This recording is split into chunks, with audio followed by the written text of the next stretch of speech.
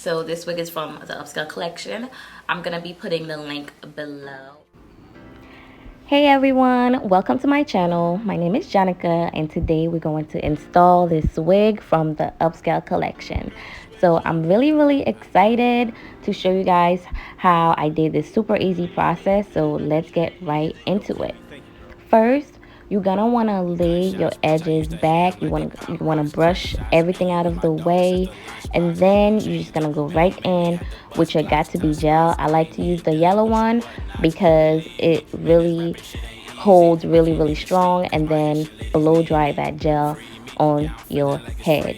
So then once you're done blow drying it, go back in with the free spray, and then you want to go ahead and work it in with your fingers and make sure both of the products are together.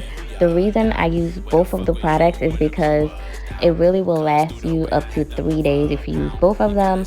The hold is really strong and your wig is not gonna slip off. So once you're done, you're gonna want to put your wig on and then place it exactly on top of the product, because you want your install to come out really nice and clean as possible. Once you want to take your time on this as well, because you know this is really the most important part, you placing the wig on your head. Once you're done placing the wig on your head, you want to blow dry everything in, because you want that lace to melt in with the product. So make sure you take your time, up to 5 minutes, to really blow dry everything together and make sure everything is really dry. So once you're done, you want to go back in with a foam. It's okay, I know I'm using a wet product, but it's fine.